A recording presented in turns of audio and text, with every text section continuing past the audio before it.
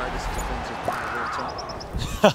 No, I don't think so. I grew up actually watching Darnell Mee, who I was fortunate enough to surpass last night with the award, and I played against him once, managed to get by him twice, and on both occasions he got back in the play and blocked my shot, and that always stuck with me, that you can get beaten once, but as long as you stay in the play, you always a chance of getting a stop, and he did that to me twice, and I wanted to put that into my own game. So Darnell Mee, Darryl McDonald, they're two of the guys in particular that I looked up to, and I still think they're better defenders than I'll ever be. Best defensive player, but only in the second NBL team. So how does that work?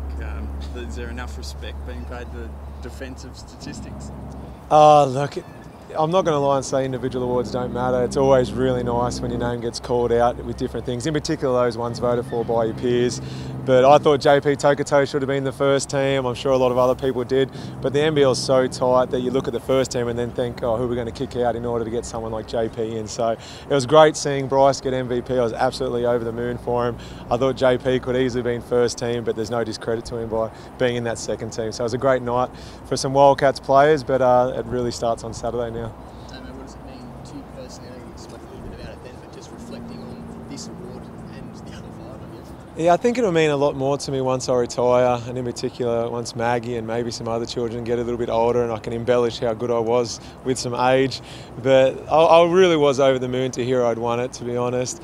I didn't know if I'd ever be able to surpass Darnell Mee. So it is really nice. Obviously, I take pride in my defence, and that's my role on the team. So to be able to win this award goes a long way to saying maybe I played my role this season, but still a long way to go. So it meant a lot to me. You don't love talking about yourself, but what traits do you have that make you a great defensive player? What traits do you need to be a defensive player? I think anyone can be a pretty good defender, provided they're willing to play every single possession. You can't switch off. You've got to be in the right stance, whether you're on the ball, off the ball, holding your hands high, knowing the scout. And there's a lot of little things that everybody's capable of doing.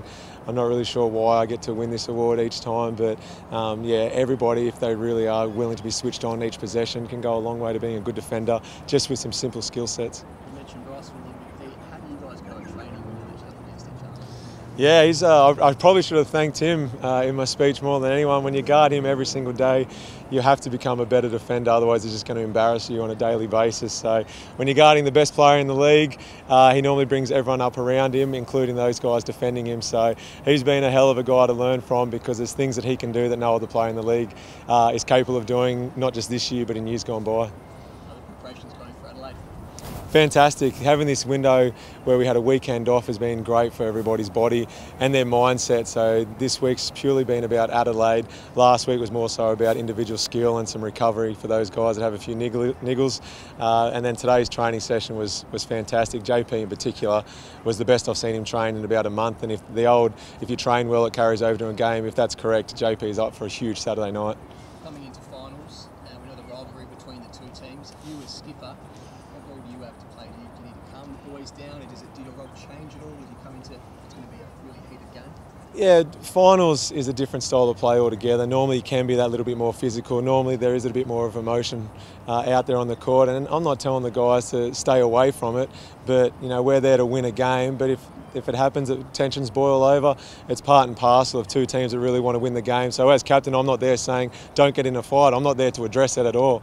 The guys are smart enough to know that the win is bigger than a bit of push and shove. But these things tend to happen, in particular in semi-finals, and as the past would say, in particular against Adelaide. But I love the rivalry, and I think a lot of the Adelaide guys would say the same thing. Similar position heading into the finals this year as last year. What feels different? Look, there's a lot of guys that have been there and done it, and normally the championships we've won, we've come from a top 2 position. Last year we were able to do it from 3rd place, so just knowing that you don't have to have that initial home court advantage in the semi-finals goes a long way. And the series is 2 wins, 2 losses against Adelaide, so both teams go into it full of confidence regardless of where it's being played. And now they've got so many weapons in Adelaide. Is anyone in particular you've highlighted as the key? As of yet, we haven't particularly spoken about anyone, but you look at someone like Mitch Creek and Daniel Johnson, Nathan Sobey, those 3 guys are superstars of the league. Mitch Creek got the fans MVP last night, so he'll be riding a wave of confidence into Saturday's game. But in saying that, they've got about 6 or 7 guys capable of being the leading scorer of the night, so you can't just focus on one player in particular with Adelaide because of their depth.